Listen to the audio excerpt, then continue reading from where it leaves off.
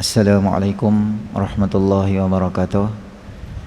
Alhamdulillahi rabbil alamin. Wassalatu wassalamu ala asyrafil anbiya'i wal mursalin wa ala alihi wa sahbihi ajma'in. Subhanaka la ilma lana illa ma 'allamtana innaka antal alimul hakim. Rabbi shrah li sadri wa yassir li amri wahlul 'uqdatam min lisani yafqahu qawli, amma ba'd. Tuan-tuan, puan-puan, muslimin, muslimat yang dirahmati oleh Allah Subhanahu wa taala. Pertamanya kita panjatkan kesyukuran kita kepada Allah Subhanahu wa taala kerana dengan limpah rahmatnya Allah Subhanahu wa taala baik kita sama-sama peluang berada di dalam majlis ilmu kita pada malam ni. Tambahan pula, ada satu keistimewaan, tuan-tuan dan puan-puan, kita berada di dalam bulan Muharram. Bulan Muharram ini termasuk dalam kita sebut sebagai Syahrul Hurum ataupun kita sebut bulan-bulan haram. Dalam Quran, Allah Subhanahu wa taala sebut jumlah bulan di sisi kiraan Allah 12.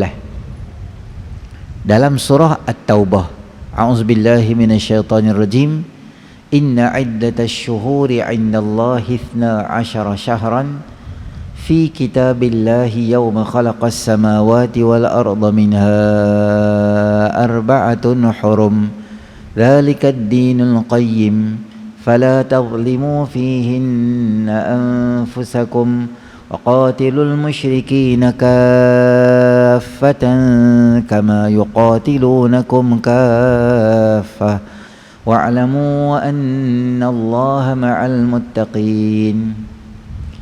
Jumlah bulan di sisi kiraan Allah tu, nama dia ada 12. Dan dalam 12 itu ada 4 bulan yang dikategorikan sebagai bulan-bulan haram. Bulan haram tu apa dia? Zulqa'dah, yang kita kata Zulqa'dah tu lah. Zulqa'dah, Zulhijjah, ni bulan ni. Muharram, 3 ni berturut-turut. Satu je terpisah sikit, nama dia Rejab. Nama dia apa? Rejab. Zulqa'dah, Zulhijjah, dan satu lagi nama dia adalah Muharram. Keempat-empat bulan ni disebut sebagai bulan haram. Apa lebihnya bulan haram? Kata Imam Baihaqi di dalam kitab Syu'abul Iman, kata dia, wa baqiyan hurmatu syahrul hurum fi tadha'ifil ujuri wal auzar. Dan menjadi kemuliaan bulan-bulan haram ini kerana setiap pahala digandakan 2 kali ganda. Dan begitu juga dengan dosa. Kalau bulan-bulan Rabiul Awal, Rabiul Akhir, Jamadil Awal, Jamadil Akhir kita main kuliah, dapat pahala. Tapi bulan haram, katalah kuliah selalu dapat 20 pahala. Contohnya, bulan haram up jadi 40 pahala. Kalau tolong orang, derma, apa saja nama kata buat baik, maka kita akan dapat pahala 2 kali ganda. Fair lah. Dosa pun sama juga. Biasa buat dosa 10, kalau buat dosa bulan haram, double dapat 20 contohnya. Maka tuan-tuan muslimin rahmati oleh Allah, bulan-bulan haram ini adalah bulan yang sangat sesuai dan sangat tepat untuk kita mengisi bulan-bulan ini dengan amal-amal soleh dan banyak dalam tu. Sama ada puasanya, sama ada semayang-semayang sunatnya, sama ada Qurannya, tasbihnya, zikrullahnya, apa sahaja kita gandakan dia. Kerana kesemua itu pahala ganjaran yang banyak. Yang paling bagus sekali puasa lah. Puasa pada bila? 10 Muharram. 9 dan 10 Muharram tu sunat puasa. Kalau 9 tak dan, ada urusan yang menyebabkan kita tak sempat, jangan tinggal 10 hari bulan Muharram tu puasa, kerana pahala ganjaran yang sangat banyak disediakan oleh Allah. Mungkin tak ramai tak nak sedia puasa ni, sebab puasa ni dia berjam-jam, ibadat dia tu bukan satu benda yang senang. Tambah pula kita puasa di luar daripada bulan puasa. Kalau Ramadan semua orang puasa. Kalau luar Ramadan kita pergi kerja, kawan-kawan nak makan, nak ajak kawan, dia pun tak salah lah, sebab puasa sunat je. Ada pilihan lain tak Ustaz? Ada, second choice. Apa dia? Kita bagi cadangan keduanya untuk puasa. Selain pada puasa, boleh amalkan qabliyah dan ba'diyah. Ni kita masuk dalam bulan tahun baru ni, kita azam dan niat di hati kita, qabliyah dan ba'diyah sunat tu kita nak buat, bagi banyak sikit, bagi lepas. Selalu terlepas kan? Boleh buat. Mulai pada malam ni kita tambah lagi amal soleh kita apa dia? Witir. Selalu kadang-kadang tak dan. Ada orang bila balik rumah dia dan buat witir. Ada orang bila balik rumah tak boleh Ustaz, suasana rumah saya tak mendorong saya nak buat ibadat. Balik rumah tu jadi macam nak tengok TV, nak tengok drama, nak buat ibadat tu rasa berat. Okey, saya semayang siap-siap kat masjid, boleh tak? Boleh. Sejurus selepas semayang isyak kita buat ba'diyah. Lepas pada ba'diyah buat witir. Dan lah yang buat semayang tasbih lambat sangat, nanti Tok Siok nak balik tunggu kita, terlena Tok Siok di tiang tu, kita sebelah 40 tak balik lagi, sian kat dia. Kita nak panjang sikit semayang hak lama sikit, boleh dekat luar, boleh selesa je kat luar, ada kipas, ada selesa, tandas ada, water cooler ada, dahaga boleh minum pula. Lebih kurang kita buat semayang, Tok Siok nak tutup masjid semua, okey tak apa, kerjasama dengan dia, jangan marah dia. Apalah orang nak semayang ni semua, masjid ni semua, apa hang punya masjid, jangan buat begitu. Dia dah masa dia nak balik, dia nak rehat, kita boleh buat ibadat mana? Di luar.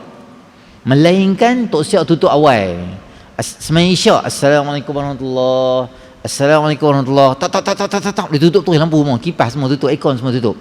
Yang tu kita boleh tanya lah, jangan awal sangat, kami nak semayang lagi. Okey, selawat ke, tasbih ke, apa-apalah tuan-tuan boleh buat, kita buatkan. Buat sepanjang kita berada di bulan-bulan haram ni, kerana ganjaran pahala yang sangat besar yang Allah Subhanahu Wa Taala sediakan untuk kita di dalam bulan-bulan haram. Tu yang pertama. Yang kedua tuan-tuan, saya ada 3 benda nak cakap malam ni. Yang kedua, saya akan cerita sikit kat tuan-tuan khulasah. Banyak dah tuan-tuan dengar cerita hijrah ni, cuma saya nak bawa beberapa 3-4 poin penting berkaitan dengan hijrah. Dari hujung saya ada satu lagi benda nak cakap dengan tuan-tuan. Kita akan berhenti insya-Allah isyak betul-betul kita berhenti. Saya budget time yang cantik. Yang nombor 2, bulan ni juga tuan-tuan adalah bulan yang sangat besar dan hebat, sebab berlaku peristiwa yang sangat besar di dalam syariat Islam. Nama dia adalah peristiwa hijrah. Walaupun peristiwa hijrah itu awalnya berlakunya itu pada bulan Safar, tetapi perbincangan langkah awal untuk hijrah tu bermula seawal daripada Muharram. Kerana niat untuk kita buat sesuatu kira besar dalam Islam. Sebab tu peristiwa hijrah disambut setiap tahun pada bulan Muharram. Setiap bulan, setiap tahun, kerana Muharram itu adalah langkah pertama atau persiapan-persiapan dah mula dirancang seawal daripada bulan Muharram lagi. Dalam peristiwa hijrah ni tuan-tuan, ada beberapa benda yang saya nak bagi tahu tuan-tuan. Yang pertama adalah pemilihan rakan yang baik. Nabi SAW memilih Sayyidina Abu Bakar As-Siddiq radhiyallahu anhu. Kisah tentang Sayyidina Abu Bakar As-Siddiq ni saya pause dekat tuan-tuan, sebab saya akan tarik mai di hujung nanti ada satu kisah berkaitan dengan rakan. Saya akan kaitkan dengan Sayyidina Abu Bakar tadi ni. Cuma apabila kita nak buat benda yang baik, kita kena ada teman dan rakan untuk kita buat benda baik. Semangat dia akan jadi lebih sikit. Kalau kawan kita tu dia selalu mendorong kita ke arah kebaikan, maka insya-Allah tuan-tuan tengok, kita mudah dan senang nak buat benda yang baik. Tapi ada kawan-kawan yang kita duk kawan seharian, kawan tu dia tak mendorong kita ke arah akhirat, dia lebih ke arah macam tak berapa layan sangat dengan akhirat. Kita duduk 3-4 orang, 4-5 orang, kita nak buat benda baik, kita rasa berat sebab kawan tak membantu kita. Sebab tu tuan-tuan muslimin rahmati oleh Allah Subhanahu wa taala, siapa sahaja yang dia nak bawa Islam dalam kehidupan dia, dia mesti nak menama dia susah tu dia mesti ada. Kerana kalau kita tengok dalam peristiwa hijrah, Nabi SAW menggunakan khidmat orang yang sangat mahir. Abdullah bin Uraiqid, dia ni tak Islam ketika itu, tapi dia sangat mahir jalan, bahasa kita jalan-jalan tikus tu dia pandai. Sebab Nabi tak boleh hijrah ikut jalan biasa, ikut pesisiran pantai, maksudnya jalan yang lain, yang jalan yang bukan jalan biasa pun susah dah. Bukan jalan biasa ada highway semua, tak, susah juga. Tapi jalan hak Nabi pilih untuk hijrah ni susah. Duduk di gua 2-3 hari, lepas tu perjalanan susah, Asma kena hantar makanan, ada informer pula, macam-macam lagi duk ada. Maknanya kalau kita fikir, alangkah mudahnya kalau Allah Subhanahu wa taala hantar mai buruk seekor. Buruk kan kita tengok dalam peristiwa Isra dan Mi'raj, maddal basar, dia punya perjalanan ni sejauh mata memandang, cap saja. Kalau macam itulah buruk yang hantar mai, rasanya Nabi SAW dia tak payah susah, dia boleh senang aja pergi peristiwa hijrah tu. Allah tak mau nak ajak kita benda ni, kerana Islam ni dia mesti naik dengan strategi yang betul, dengan rancangan yang mantap dan kemas. Macam mana musuh-musuh Islam rancang untuk jatuhkan Islam, untuk jatuhkan akidah anak-anak Islam di seluruh dunia hari ni. Sebab tu kita kata perancangan musuh yang rancangan yang dirancang dengan kemas tu, walaupun benda tu benda jahat, dia boleh jadi elok. Tapi benda kita nak buat benda baik, kita tak plan betul, kita jadi kelang kabut, jadi caca merba, kita punya buat benda baik kita nak buat, dia takkan bagi kesan. Maka Nabi SAW ajak pada kita dalam peristiwa hijrah satu master plan yang sangat besar, sebab dia melibatkan semua golongan. Yang pertama, golongan Nabi SAW sendiri sebagai ketua. Nak abad kalau kita jadi ketua, dia ada beza bos dengan leader. Kalau leader, dia akan duduk di depan, dia akan tunjuk macam mana nak buat benda tu. Tapi bos dia lebih kepada mengarah. Nabi SAW jadi pemimpin, bukan versi bos, dia versi leader. Dia duduk di depan, dia yang ajak, dia yang bantu. Sepanjang hidup Nabi SAW lah seorang jadi imam, orang lain tak jadi imam, kecuali di hujung usia Sayyidina Abu Bakar sahaja seorang yang jadi imam. Kelainnya, mu'zamnya, aghlabiyahnya, kebanyakannya Nabi SAW jadi imam di Masjid Nabawi. Nabi seorang jadi imam, maknanya kepimpinan melalui tauladan atas nama pemimpin. Yang kedua, golongan orang lelaki dewasa. Siapa dia? Sayyidina Abu Bakar As-Siddiq radhiyallahu anhu. Sayyidina Abu Bakar ni tuan-tuan, dia sangat kurih dan sangat, kita kata dia kurih sangat lah. Kalau tuan-tuan baca hadis berkaitan isbalul izar, panjangkan kain bawah pada buku lali, bila Nabi kata pakaian yang sengaja dipanjangkan di bawah buku lali dengan niat khuyala, dengan niat sombong dan takabur, pakaian itu akan menjadi bahan bakar api neraka nanti di akhirat. Takut Sayyidina Abu Bakar, dia tanya, wahai Rasulullah SAW, saya ni macam mana? Sebab kain yang Sayyidina Abu Bakar pakai ni, dia selalu terlondeh, sebab pinggang dia kecil, dia orang yang kurus, orang yang kurus lah dia ni. Maka Nabi SAW kata, kamu tak apa. Sebab apa? Sebab kamu fizikal, kamu dah memang jenis kurus macam tu, ada dimaafkan dalam syarak. Sengaja pakai nak menunjukkan macam orang yang kaya Rom dan Parsi, sengaja melabuhkan pakaian nak menunjukkan kemuliaan, kehebatan, sombong, takabur, jawatan dan kekayaan dia, baru dicela dalam syarak.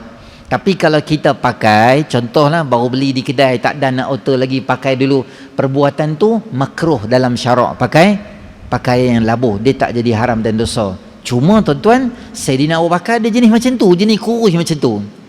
Tapi kurus Sayyidina Abu Bakar, fizikal dia, nilai dan martabat dia sangat tinggi dalam syarak. Pernah satu ketika Nabi SAW masuk dalam masjid, masa Nabi masuk, duduk di pintu, duduk berdiri itu, Sayyidina Abu Bakar mai kat tepi kanan, mai Sayyidina Omar ke tepi macam ni, duduk dua orang kiri kanan. Nabi SAW pegang bau mereka, Nabi rapatkan mereka dua orang kat badan Nabi. Nabi kata, kadzalika nub'atsu yaumal qiyamah, demikian inilah kami akan bangkit nanti di akhirat. Maknanya macam mana hampa tengok kami punya rapat dengan rapik kat dunia ni, macam itulah meninggal dunia pun tuan-tuan, 3 orang tu duduk di situ. Ketika awalnya tempat yang Sayyidina Omar nak dikebumikan tu kan, kita tengok ni Nabi SAW. Yang kedua bawah sikit, kepala Sayyidina Abu Bakar duk ada kat dada Nabi SAW di Madinah. Yang ketiga siapa duduk di bawah sikit tu? Sayyidina Omar. Maknanya kepala Sayyidina Omar dekat nak sampai dah dekat tumit dan kaki Nabi SAW. Dia turun tangga 3 macam tu. Dia tak duduk straight macam tu. Sebab apa dikebumikan 3 insan yang hebat dan mulia ni demikian rupa? Ada sejarah dia. Tuan-tuan tahu tak kisah yang berlaku pada Nabi SAW ketika Nabi pernah khutbah? Kan Nabi khutbah dengan tunggul korma tu, pokok korma yang bekas batang pokok kurma tu dah pendek dah, Nabi berdiri sikit di atas tu. Kita masa khutbah ni tuan-tuan, sunat pegang sesuatu di tangan, tongkat ke, tombak ke, kalau ada pedang boleh pegang juga. Zaman tu lah, zaman lah ni apa-apa benda kita pegang di tangan, hukum dia sunat. Dan kedua, sunat ketika khutbah ni adalah berdiri di tempat tinggi. Macam kita ni berdiri tempat tinggi sikit, dapatlah pahala sunat khatib. Katalah renovation, katalah contoh ada masalah ke apakah, maka minggu tu Jumaat, khatib tang ni je. Khatib Jumaat berdiri tang ni je, pegang satu tongkat tu, dia pun khutbah. Kita kata tak sah lah semayang dia ni, sebab apa? Dia tak berdiri kat tempat. Tak, berdiri tu sunat je. Lagipun kalau berdiri, orang duduk di belakang tu dia boleh lah nampak. Tapi kita sekarang kan dah ada CCTV dan sebagainya, kamera dan semua tu, sedikit sebanyak membantu. Ala kulli halnya, berdiri di tempat tinggi tetap menjadi sunat juga dalam semayang. Jadi satu orang perempuan muslimat kita di belakang, walaupun dia tak main semayang Jumaat, tapi jasa dia sangat besar untuk semayang Jumaat. Tuan-tuan tahu siapa yang sponsor Nabi SAW tu? Nama dia seorang perempuan daripada Ansar, Ansariyah. Perempuan tu dia mai, dia kata, wahai Rasulullah SAW, saya nak buat 3 anak tangga. Okeylah, 1, 2, 3 buat. Dan kita tahu kisah masyhur, hari pertama Nabi berdiri di tangga tu, pokok kurma tu menangis sehingga Nabi turun tenangkan dia. Dalam hadis kata kahanini naqah, seperti ibu unta kehilangan anak dia. Dan tangisan itu didengari semua sahabat, sehingga Nabi turun tenangkan dia. Mau dak aku doa kat hang, sekarang ni hang tumbuh balik bagi jadi elok, atau hang nak sama aku dalam syurga? Maka kurma pokok tadi tu memilih, tak apalah, biar aku tak dinik di sini, tapi aku boleh bersama kamu dalam syurga Allah Subhanahu Wa Taala. Maka hentilah dia. 3 tu anak tangga tu, orang perempuan yang sponsor, walaupun tak main semayang Jumaat, jasa dia sangat besar untuk semayang Jumaat. Dan Nabi SAW berdiri di tangga yang ketiga. Setelah wafatnya Nabi SAW, Sayyidina Abu Bakar berdiri di tangga kedua. Sebab apa? Orang kata berdirilah, dia kata tak mau, aku tak berani nak duduk di tangga tu, sebab Nabi duduk di situ, aku tak boleh, aku rasa macam, oi, bukan level aku nak pergi berdiri sama dengan Nabi tu. Mereka kata tak, bukan macam tu, kami senang nak nampak. Dia tak mau sungguh-sungguh, dia duduk di nombor 2. Mai Sayyidina Omar, tuan-tuan ingat dia nak pergi berdiri di tempat ketiga, tak boleh. Dia kata aku tak berani nak berdiri tempat nombor 2 tu pun aku tak berani, macam mana aku nak langkah nombor 3? Ketika dia memegang tampuk pimpinan, Sayyidina Umar radhiyallahu anhu, tuan-tuan tahu Sayyidina Umar tinggal apa sebagai khalifah? Satu, Sayyidina Umar tinggal, Sayyidina Abu Bakar tinggal satu mangkuk di rumah dia, yang ada di rumah dia, satu mangkuk dengan satu apa? Satu kain macam alas tidur. Seluruh rumah satu khalifah yang besar, rumah tu yang tinggal, benda tu yang tinggal. Sayyidina Umar kata, Sayyidina Abu Bakar telah meninggalkan satu jalan yang payah betul aku nak ikut. Macam mana aku nak ikut dia ni? Maknanya tak ada apa, nama aja pemimpin. Semua dekat nak meninggal, dia pergi bagi kat Baitul Mal pula. Duit gaji dia dapat setiap bulan tu, dekat-dekat dia nak meninggal tu, dia rasa macam alamak bersalah lah pula, bagi balik lah. Allahu Akbar. Macam tu level Saidina Umar. Dia tak berani nak duduk di situ. Demikian hidup martabat dibina oleh mereka atas adab mereka dengan Nabi SAW. Bila mai masa meninggal dunia, kalau tuan-tuan tengok, demikian tu susunan dia dalam tu. Sebab apa? Sebab adabnya mereka tu. Sayyidatina Aisyah radhiyallahu ta'ala anha, dia booking dah tempat tu. Sini suami aku Muhammad SAW, di sini bapa aku, cantik dah. Di sini aku memang dah lot ini, aku memang target biar aku duduk di sini. Tapi pernah Sayyidina Umar radhiyallahu anhu request pada Sayyidatina Aisyah, boleh tak kalau aku meninggal duduk di sini? Aisyah radhiyallahu ta'ala anha rasa macam mana aku nak tolak orang ni, orang yang rapat dengan Nabi. Dalam masa yang sama aku teringin juga nak duduk di situ. Tak apalah maksud dia apa? Korbankan tempat tu untuk siapa dia?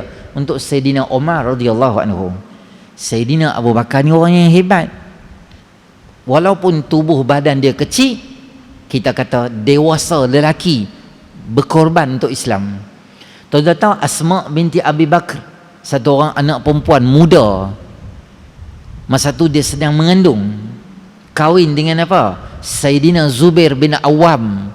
Zubair bin Awam ni siapa dia? Asyarah mubasyarah, 10 orang dijanjikan syurga. Zubair bin Awam adik ipar Nabi, birah baginda Nabi SAW. Nikah dengan siapa? Nikah dengan Asma binti Abi Bakr. Asma ini kalau bahasa kita, dia jadi macam food panda kepada Nabi SAW dan ayah dia. Sepanjang 3 hari di Gua Thur tu, dialah pergi hantar makanan, dialah pergi hantar minuman. Maksudnya makan dan minum itu dibantu oleh Asma radhiyallahu ta'ala anha. Yang ketiga itu dengan dalam keadaan dia mengandung tu. Asma binti Abi Bakr, apa lagi dia pernah buat? Bapa dia, tok dia nama Abu Quhafah. Tok ni makna dia siapa? Tok ni bapa pada Sayyidina Abu Bakar radhiyallahu anhu. Masa tu dia tak masuk Islam lagi. Abu Quhafah. Tok dia mai, tok dia kata, bapa hampa ada pergi mana? Bapa hampa tinggal hampa semua, bapa hampa pergi ke? Bapa hampa ni tak bagi makan kat hampa ke? Dia tinggal macam tu je. Asma ketika itu yang ada dekat rumah, dia kata, tak Tok Wan. Tok Wan dia buta, Abu Quhafah. Tak Tok Wan, abah tinggal banyak dekat kami makanan. Dia pegang tangan Tok Wan dia pergi dekat timbunan batu yang ada dekat rumah dia tu, yang dia tutup dengan kain. Dia letak tangan bapak dia, abah, Tok Wan tengok ni. Tok Ba, bahasa kita Pulau Pinang kan. Tok Ba tengok ni, awak tengok bapak tinggal kat kami. Betul lah, kalau macam ni Tok, memang bapak hampa bagus lah bapak tinggal. Dia berusaha untuk jaga nama bapak dia, sebab dia tahu bapak dia sedang susah, sedang berada dalam keadaan yang getir bersama dengan baginda Rasul sallallahu alaihi wasallam. Dia pun bantu ayah dia. Dan adik laki dia macam mana? Macam SB yang cari information. Pagi-pagi dia pergi makan, duduk di kedai macam kita duduk di Astaka Taman Tun Sadun ni, relax, tengok member sebelah duduk sembang. Muhammad ni aku bara, aku nak pergi cari kat dia. Denny nak pergi cari Nabi, dia tulis. Mereka 2 orang duduk di situ. Mereka ni nak buat macam ni. Dia ingat semua information yang terkini yang jadi semua. Mereka duk rancang apa, mereka duk plan apa, bila mereka nak buat serangan hendap dan sebagainya. Dia akan beritahu, wahai ayahku, macam ni, orang kampung duk sembang. Macam ni, pemimpin Quraisy Abu Bakar dengan 11 orang pemimpin Quraisy ketika itu yang menjadi musuh Islam yang utama. Mereka duk plan macam ni. Dia informer pada Nabi SAW. Anak muda, lelaki yang digunakan untuk Islam. Sayyidina Ali radhiyallahu anhu, umur muda, berani gantikan Nabi SAW di tempat tidur. Dan Sayyidina Ali kata, itulah orang tanya dia, tak takut ke? Memang katil tu, tidur di situ tu, memang mimpi pedang lah jawab dia. Orang mai memang nak bunuh Nabi SAW. Nabi kata dah, hang tidur sini, esok pagi hang mai jumpa aku kat Madinah. Sayyidina Ali radhiyallahu anhu kata, dalam dunia aku hidup, malam yang paling tenang, paling nyenyak, paling confident aku boleh tidur di mana? Ketika aku gantikan baginda sallallahu alaihi wasallam dalam hijrah. Kerana aku yakin kata-kata Rasul sallallahu alaihi wasallam, esoknya aku mesti ada dekat Madinah. Maknanya malam ni aku takkan mati. Nabi dah habaq dah kat aku. Dia tidak lena, puas hati lena, sebab dia yakin dengan kata-kata Nabi SAW. Sebab tu tuan-tuan, bila kita gabung tengok dalam peristiwa hijrah ni, saya nak abang, ada apa? Ada banyak golongan untuk membantu untuk memartabatkan Islam. Macam kita duk ada dekat masjid kita ni, apa dia? Orang yang berumur atau orang tua ni, orang yang berumur ni, orang yang berpengalaman banyak. Pengalaman dia boleh gabung dengan tenaga anak-anak muda. Kerana anak muda dia tak ada pengalaman sangat, dia tak tahu sejarah sangat, dia tak tahu kalau buat macam ni apa akan jadi implikasi dia tak tahu. Tapi orang yang lama dia tahu, kalau hang buat macam ni, berterusan organisasi hang dipimpin dengan cara macam ni, mungkin pernah kami alami macam ni. Korban kalau hang buat macam ni, dia masalah. Kami pernah buat dah, hang tak boleh bahagi agih daging macam ni. Nanti masa raya hang tak boleh buat macam ni, masa raya susah. Sebab apa? Sebab orang nanti main macam ni, orang balik kampung, raya ni kena macam ni. Jadi kita bagi idea.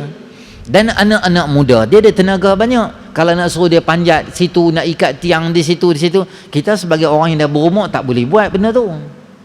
Jadi serah pada siapa? Serah pada anak-anak muda. Maka anak muda ada bidang dia, ada orang berumur, ada orang yang dah pengalaman, ada bidang dia. Maka jangan bangga masing-masing, aku anak muda, aku orang dah berumur. Tak, kita gembeling dua idea yang baik, antara idea orang-orang lama dengan tenaga anak-anak muda. Dia sangat akan membantu kita untuk dekatkan diri kita, atau organisasi Islam tu sendiri. Dia nak naik, dia mesti susah. Dalam hijrah Allah ajak kita apa? Islam dia nak naik, dia mesti pintu bukan senang, pintu tu mesti susah. Tak kira lah tuan-tuan nak hijrah sekarang ni ke, dulu free hair, nak mula pakai tudung, tuan-tuan pergi tanya, bukan senang. Dia nak hadapi situasi tu. Macam mana dia daripada hijrah, mungkin dulu dia non-Muslim, dia nak jadi Islam. Macam mana adik-beradik, kawan, mak mentua, kakak ipar, family, banyak benda. Bukan cerita senang.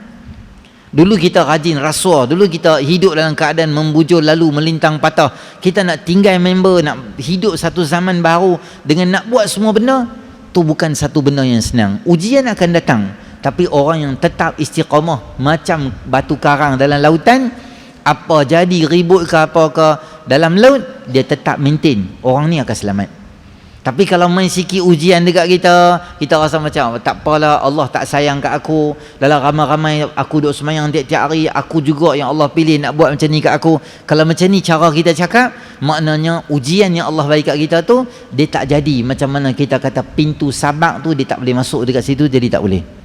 Maka ingat dua benda besar ni yang menjadi intipati dalam hijrah. Dan yang ketiga dan keempat, ada beberapa lagi berkaitan Nabi SAW sampai di Masjid Quba. Nabi bina Masjid Quba, masjid yang hebat. Jadi tuan-tuan, kaitan sangat rapat hijrah ni dengan masjid. Satu orang yang dia kata dia nak berubah tapi dia belum bersedia main masjid, maka dia kena usaha supaya dia main juga masjid. Kerana masjid ini umpama jantung untuk kampung kita, sangat berkesan bila kita duduk dalam rumah Allah Subhanahu Wa Taala. Tuan-tuan yang ada masalah, kadang-kadang kita ada serabut sini sana, masalah hutang keluarga dan sebagainya.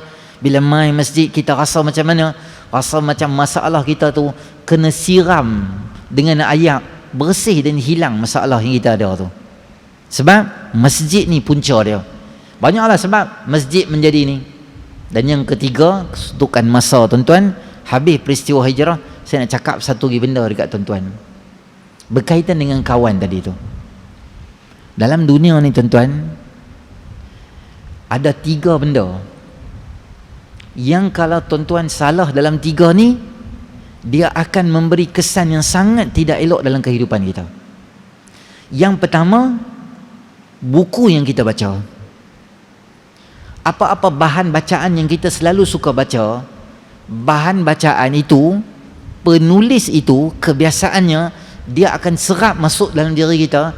Kita akan menjiwai watak-watak dalam genre buku yang kita baca.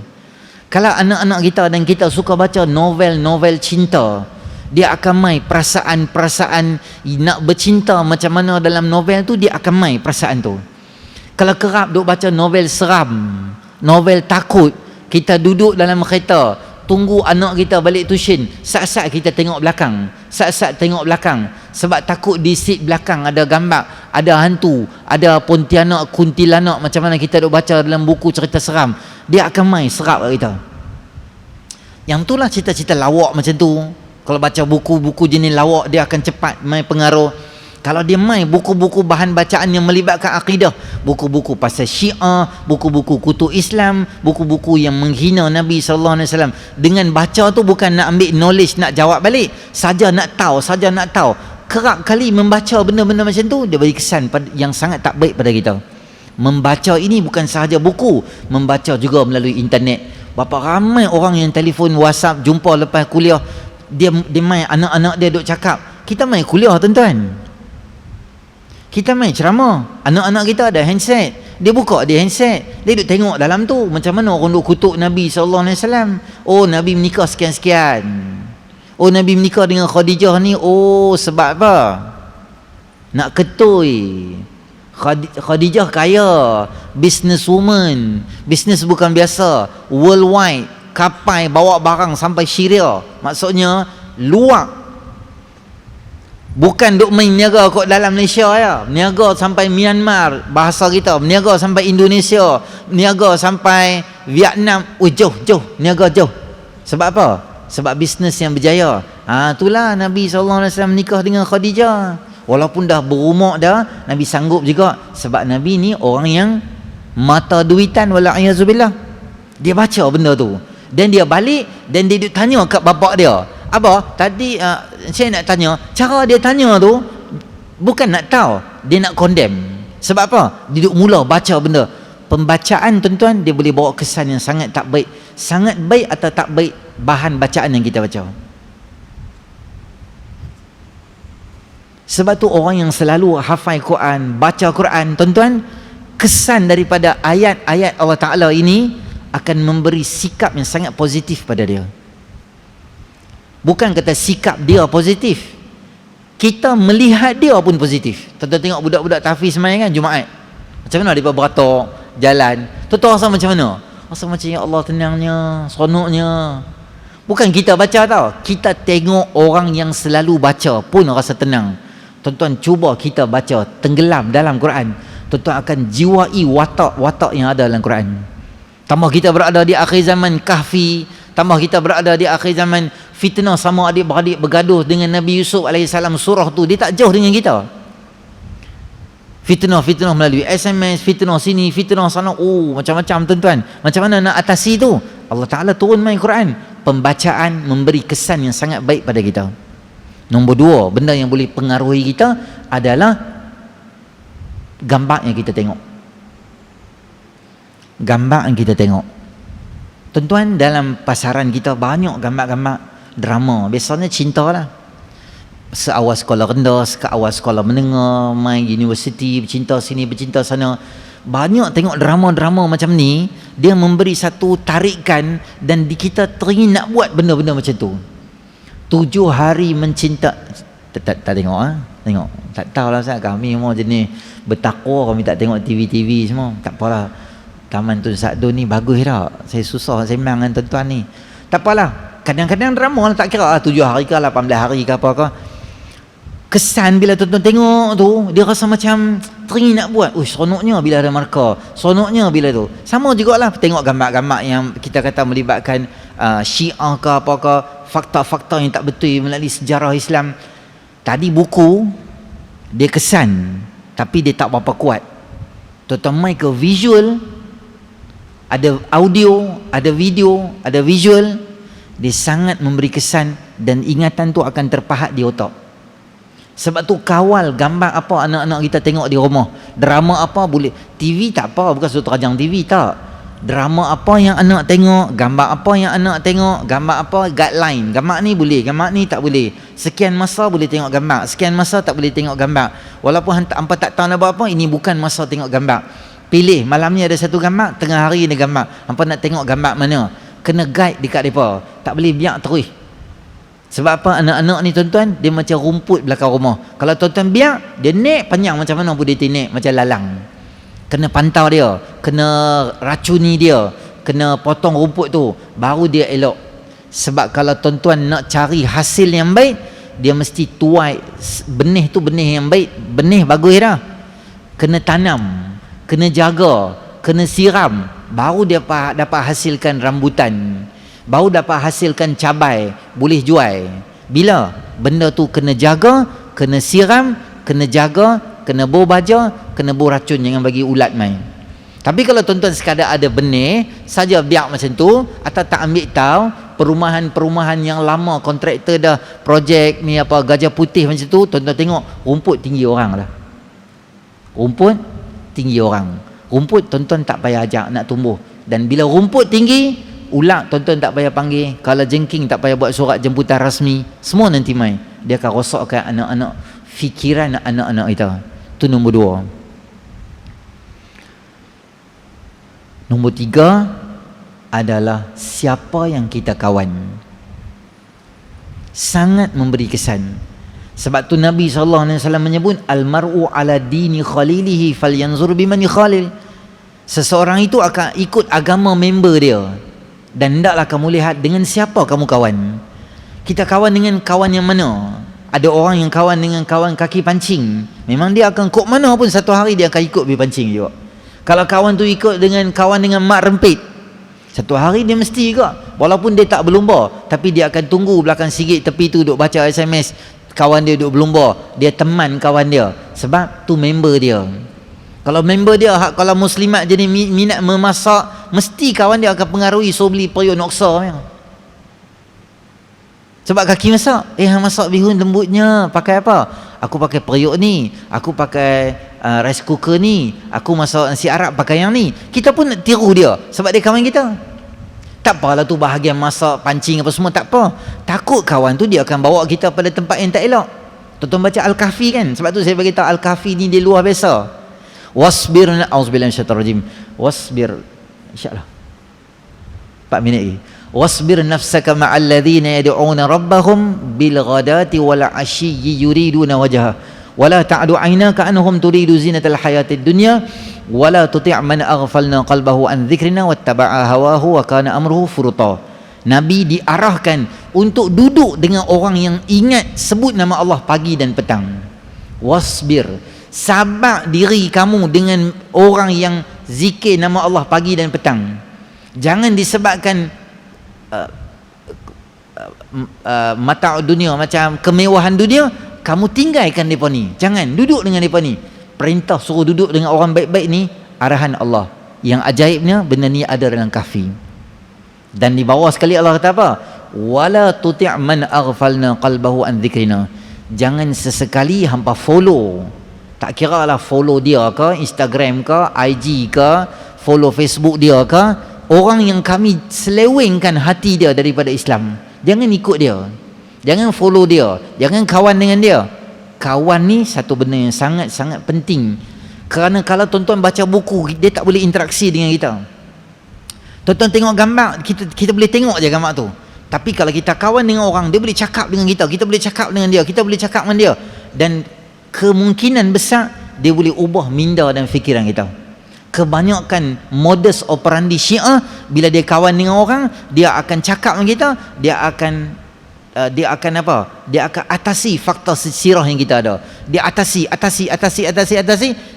Aku belajar macam lain, itulah hang tak tahu. Sebenarnya macam ni. Dia jadi senang terpengaruh. Jadi tuan-tuan, panjang saya nak cerita pasal 3 benda ni, tapi kesetukan masa saya terpaksa cut 3 benda ni. Sangat penting. Apa dia? Pertama, apa yang kita baca, buku atau internet. Yang kedua, apa yang kita tengok. Dan yang ketiga adalah dengan siapa kita berkawan.